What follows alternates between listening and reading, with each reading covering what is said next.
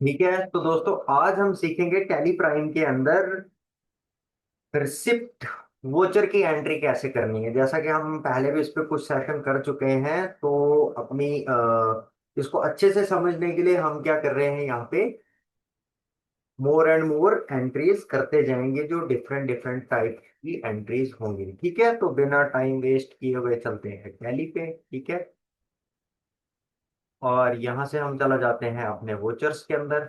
ठीक है, और यहाँ से हम चूज कर लेते हैं रिसिप्ट वोचर। ठीक है, अब देखो रिसिप्ट वोचर के अंदर हमें दो मोड मिलते हैं, एक मिलता है सिंगल एंट्री का और दूसरा मिलता है डबल एंट्री का। तो मेरे पास यहाँ पे कुछ टर्म्स है, जैसे कि मेरे नोट्स के अंदर पहली टर्म है rent received of ₹6,000 by cheque. ठीक है, दूसरा है cash receive from X company ₹7,000। ठीक है, इसके बाद तीसरा है हमारे पास कैश रिसीव फ्रॉम संजीव ₹5,000। चौथा है हमारे पास receive from Rahil traders ₹25,000 in cash. ठीक है, उसके बाद पांचवा है हमारा डिविडेंड रिसीव 15,000 इन कैश। ठीक है, तो ये सारी एंट्रीज क्या करेंगे हम करके देखेंगे। सबसे पहले हम मोड पे जाते हैं, तो जैसे यहाँ डबल एंट्री मोड है, हम चला जाते हैं डबल एंट्री मोड पे। ठीक है, तो सबसे पहले हम क्या करने वाले हैं, यहाँ पे जैसे हमें रेंट आया है तो रेंट अकाउंट जो है हमारा वो होगा क्रेडिट। और कहाँ से होगा ये, जैसे मैंने चेक के थ्रू बोला, बैंक से। ठीक है, तो हम क्या करेंगे यहाँ पे, हम सबसे पहले यहाँ पे क्रिएट कर लेते हैं रेंट एसी। ठीक है, तो यहाँ हम चला जाते हैं क्रिएट पे। ठीक है, और यहाँ पे हम कर लेते हैं क्रिएट रेंट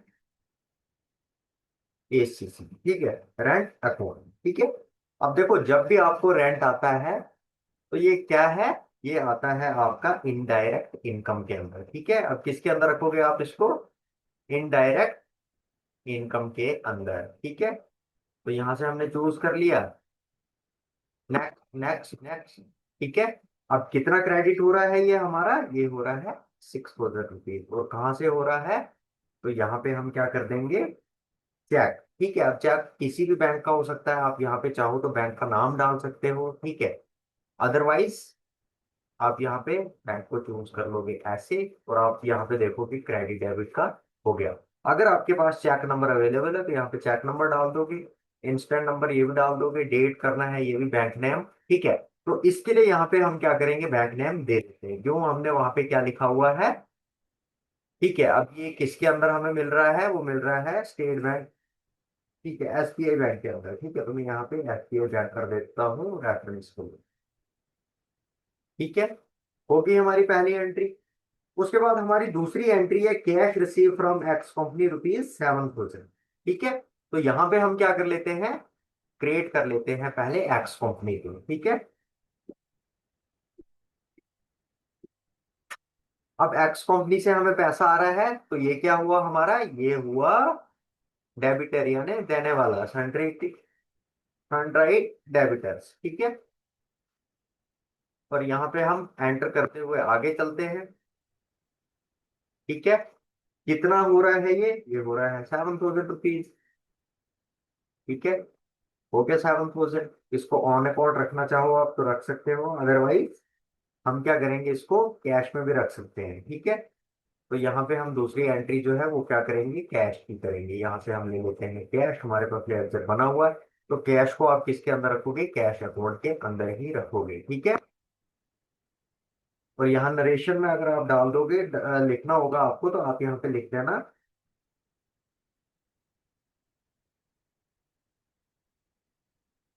रिसीव्ड ₹7,000।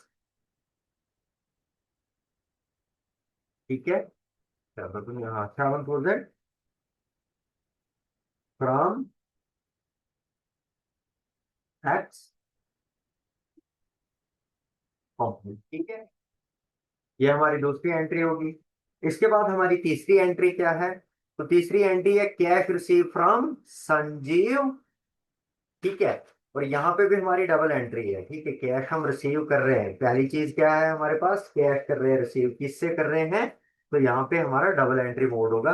तो सबसे पहले हम यहाँ पे बना लेते हैं संजीव। ठीक है, संजीव के नाम से हम यहाँ पे लेडजर क्रिएट कर लेते हैं। ठीक है,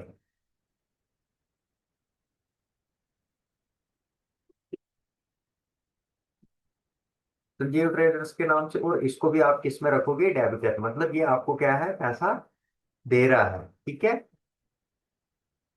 तो ये इसके अकाउंट से डेबिट होके हमारे इसमें क्रेडिट होगा, ठीक है। अब ये कितना है, ये है 5,000 रुपीज। दूसरा क्या रखोगे आप, जैसे मैंने आपको यहाँ पे बोला, कैश, ठीक है। यहाँ पे हम इसको कैश के अंदर रख देते हैं, और यहाँ पे नरेशन में डाल देते हैं हम cash receive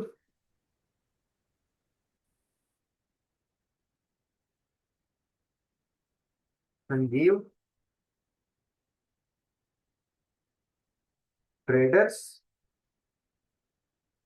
cash receive from Sanjeev traders ₹5,000, ठीक है। नरेशन डाल दिया, हो गई हमारी ये भी entry.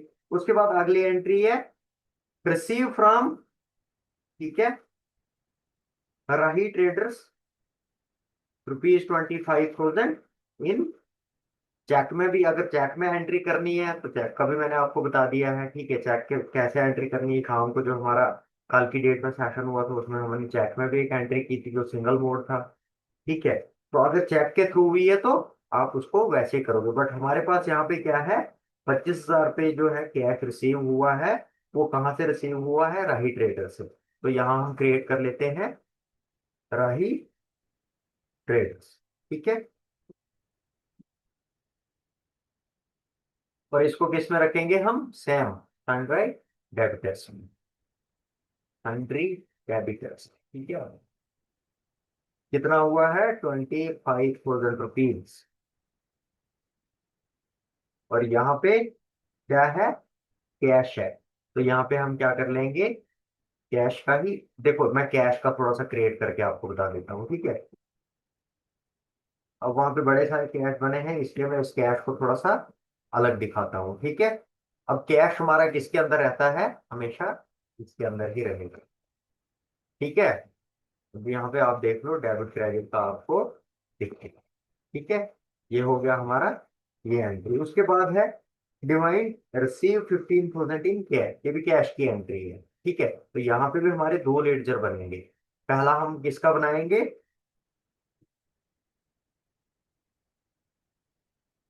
Divide receive,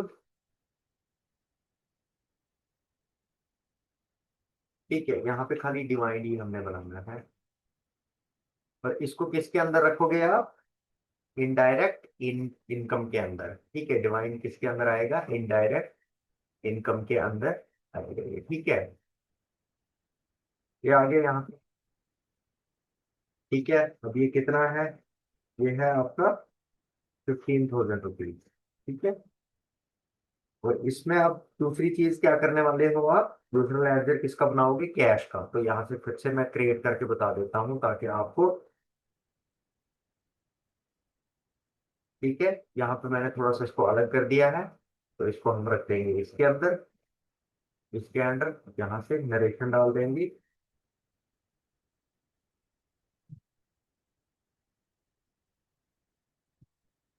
received 15,000 rupees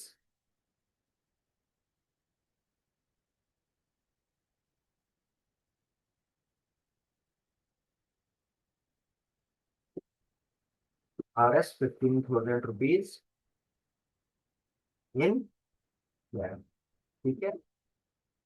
ये होगी हमारी एंट्री, ठीक है। जो हमारे पास आज 5 एंट्रीज थी वो हमने 5 की 5 कर दी, ठीक है। ये सारी एंट्रीज किसके अंदर हमने की है, रिसिप्ट के अंदर की है। जैसे हमने कॉन्ट्रा पे भी एंट्री की, पेमेंट के अंदर भी की, रिसिप्ट के, जर्नल के, सेल के, परचेज के।